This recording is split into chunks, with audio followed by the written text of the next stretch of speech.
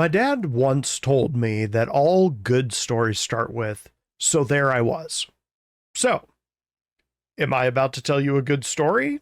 Well, I mean, probably not, but I do feel like it's a story that'll be indicative of this game moving forward. And it'll at least partially explain why this channel's been a little quiet in the last month or so.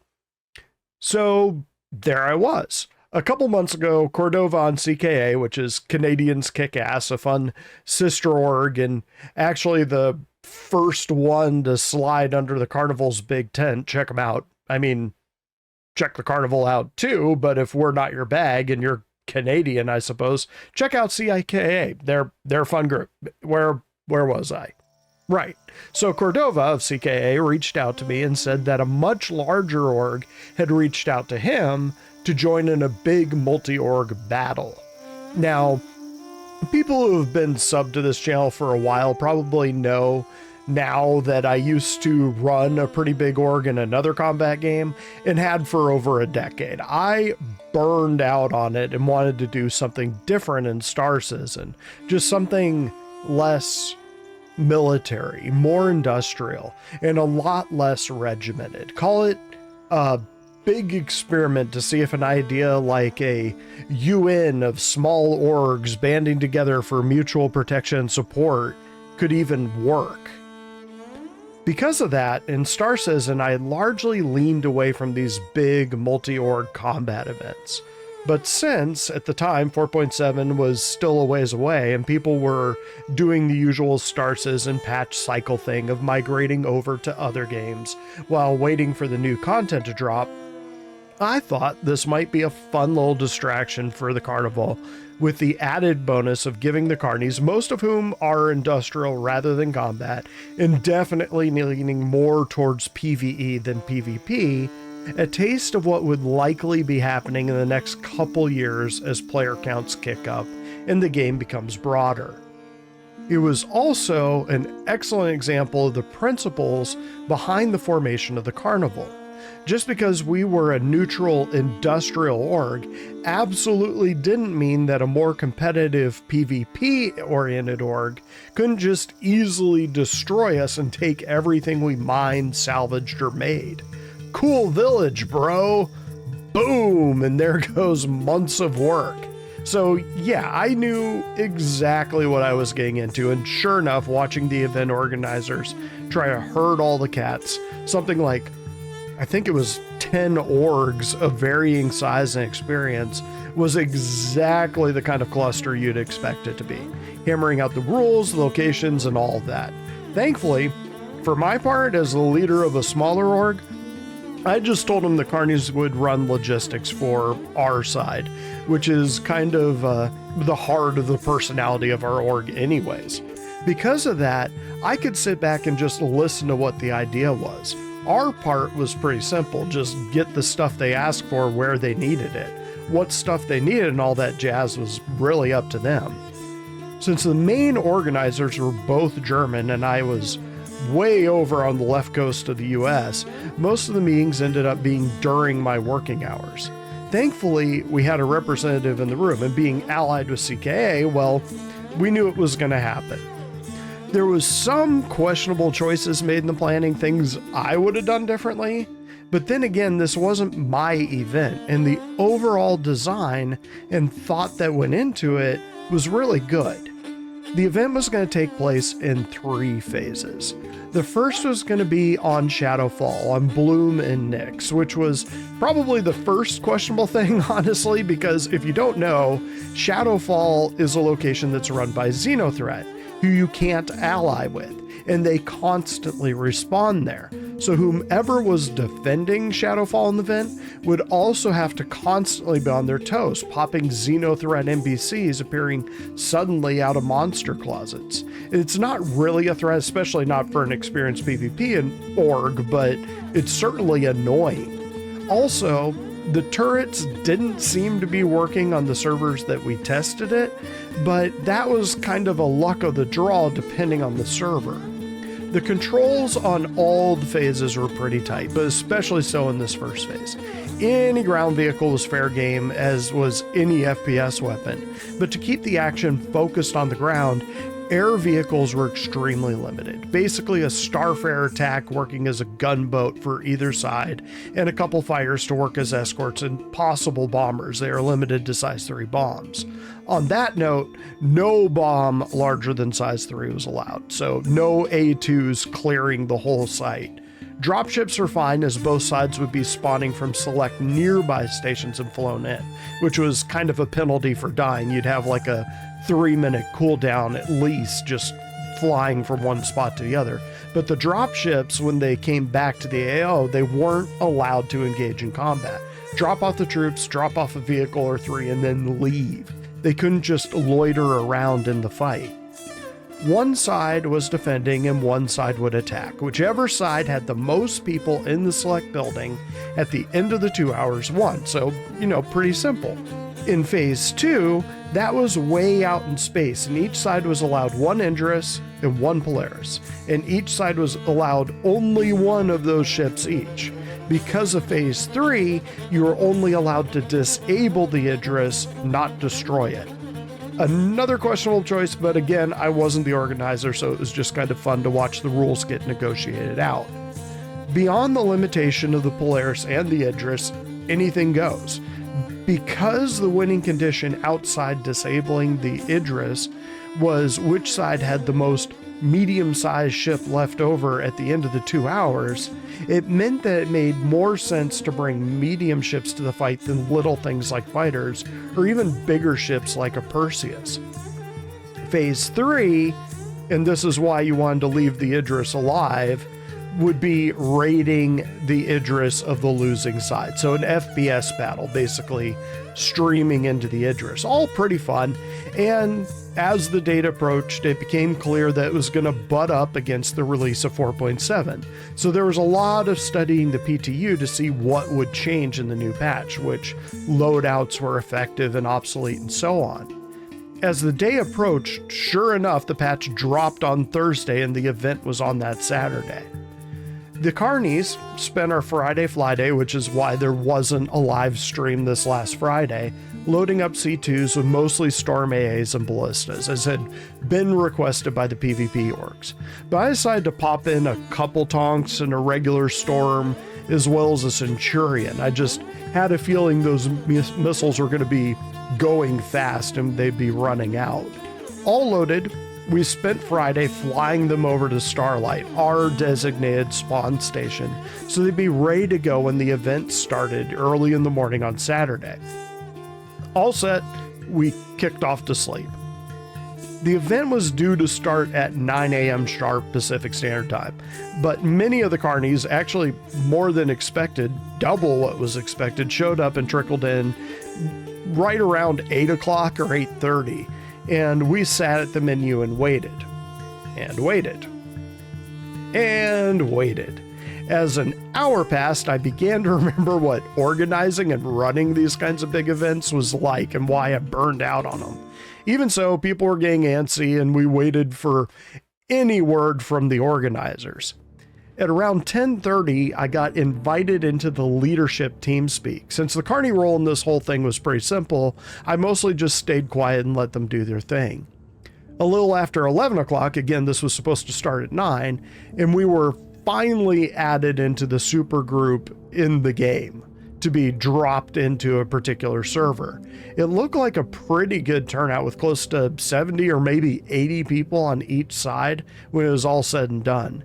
Give Star Citizens jank, particularly with big groups. That was pretty impressive. Of course, adding that many people, especially when half our friends list were wiped with the new patch, didn't make that any easier. Finally, around 11:30, we actually dropped into the game. A few people had dropped off by then, which is understandable since we were technically around the part of the day where Phase 2 was supposed to be happening and the setup for Phase 1 haven't even begun yet. But again, that was pretty difficult for an event like this. I wasn't surprised, other people were kind of a little more surprised. We loaded in for a group picture, but different orgs all huddled up at different places around the lobby. So eventually we gave up and I told the Carnies to start bringing the ships down with the ground vehicles so that our side was at least ready to go and people started landing. Our side was defending, it turned out, so we were landing directly on Shadowfall, and the PvP orgs would unload our C2s as they dropped down. There was some typical Star Citizen jank. One C2 despawned all the vehicles in it, for example, but by and large it was pretty smooth. We had an hour to set up, and yeah, of course there's a few miscommunications. But yeah, people got in their places, and then it was just the wait and see where the enemy was going to come from. The Carnies have been doing our own scouting of the terrain, mostly because we didn't know until a day or so before whether we'd be playing offense or defense. We knew the surrounding terrain pretty well, and figured we knew the direction they'd probably come from. We got a message that the prep time was over and the enemy could be coming for the attack at any time. We waited. And then people began calling out contact with the enemy from a mostly expected direction. Seeing that a lot of the vehicles were unmanned, particularly my personal favorite for this particular event, the Centurion, I grabbed it and headed out of town a little ways with Sinister, figuring that it would be safer when the bombs started dropping on the town. I suspected the first contact would be a feint. I mean, that's how I would have done it anyways, and sure enough, there they were, C2s coming from the other direction. I pointed it out in leadership chat, but the guy running the show seemed a little confused for some reason. Frames across the server began to crash hard, and that was probably the first warning that something had gone off the rails. Overhead at 210 to 240. Or if there are Up, they got me. Ships over there, C2s. At least one Nova tank couldn't stop them. On the south side. Man, South side, they're landing on ships. Sinister, look right, look to your right. There's A2 right there. Is that what I'm shooting at? Yes, the A2, the big one, EN5198NV. It looks like you're shooting at a different one. Okay. He's over the lake. A little bit more to your right. Yeah. Yep. I'm not getting. There you go. There you go. Good job. Good job. Yep. You got him. got it. Shot. I'm back here.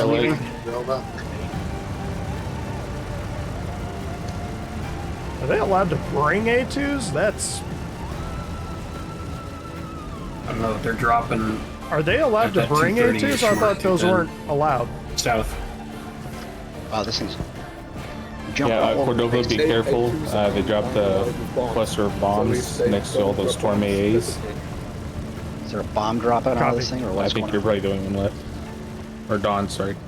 Is that a paladin? What is that? We got a guy landing right next to us here. Yep. Turn to your right. He's like I'm on trying. us. I have so much leg, I can't move. Roger. Starlancer coming in south. Here, I'll spin and Yep. get the gun there. There we go. Nothing right there. Roger that. Boy, there's so much black I can't see. So much flake. I can't even see anything. Everything's lagging. I can't You tell. just hit clouds me. are moving in. Everything's white. There's a Theo, have you taken off yet? Starlancer above town. Man, there's a lot of lag. Looks like splash. Enemy main landing Chia, zone going to on your the hangar. south. Yeah, Something's shooting at us. There's a ship right above us. Is that A2 Yeah. down? Am I still? Yes. Anyone just- who needs just to keep have a shooting the ride hell out of back that in, guy. come to my hangar. These guys still want to be shooting at, or shooting at something else? Nope. Just keep shooting at the same thing. My Whatever the y'all are vehicle shooting isn't moving out anymore.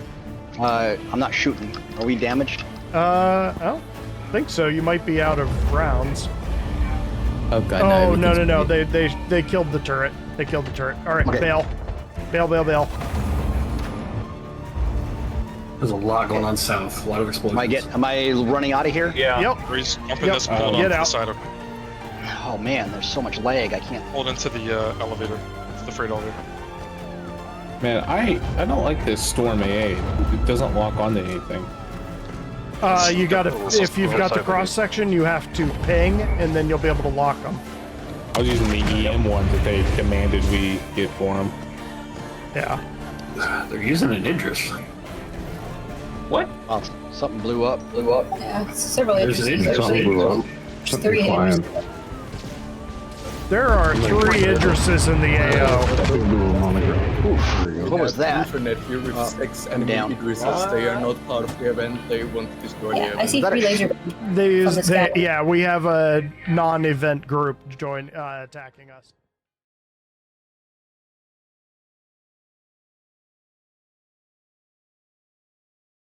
So, yeah.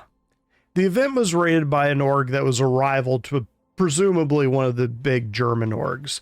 They were Albanians, at least according to the metric tons of trash talk in the chat, but that really doesn't matter. We retreated to menus as the organizers tried to figure out what to do next. And we waited. And waited. And waited. And people had other stuff to do, so people began to bail. And as I was going to go catch a movie, I had to leave myself. But apparently, they had decided to move on to phase 2, and that, too, was raided by the same org and ruined. After that, everyone apparently just kind of gave up. Yeah, it was a hell of a curveball, but it probably should have been expected given how widespread the event was across several different orgs. I mean, there was bound to be a rat in the nest, and there certainly was. So where am I going with all this? Is this complaining about stream sniping or needing instanced or private servers so these kinds of events can go off without interruption? Actually, no. Quite the opposite. I don't know about the rest of you, but I signed up for Star Citizen fully expecting this kind of stuff, expecting the piracy, the ganking, the murder hobos, and so on. Now, did I expect there to be some consequences? Any consequences for people who broke the in-game laws? Sure. Is that in-game yet? Nope. Will it ever be? Anyways, the event proved a few things to me.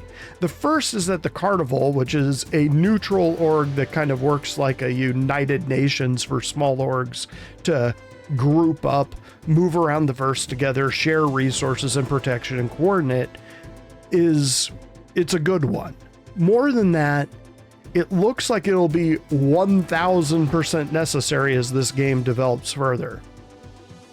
While I do hope that CIG does something about being able to solo pilot an Idris K, I largely believe this is how the game will be. And here's the kicker, I'm here for it.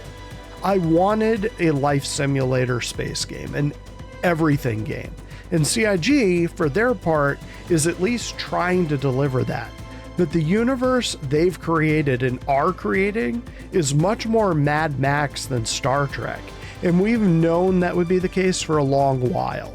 Eve has checks in the game that will bring down security on people acting like this, but Star Citizen doesn't, and they've largely said that that's not going to be a part of this game. And yeah, this means that you and your org might make a really cool, peaceful trading village on some planet, and then some big org will find out about it, swoop in and destroy it in a couple minutes. And there's a very little you'll be able to do to stop it. Unfortunately, that's something that very much happens in the real world too. So maybe CIG is being a bit too realistic with it, but I fully expect this to be a thing in-game at launch. Hopefully CIG will bake in some of the safeties and some semblance of protection or military intervention for truly aggressive orgs, but I'm not holding my breath. And yes, I know about the satellite defense thing that they're talking about. I just don't think it'll be that effective.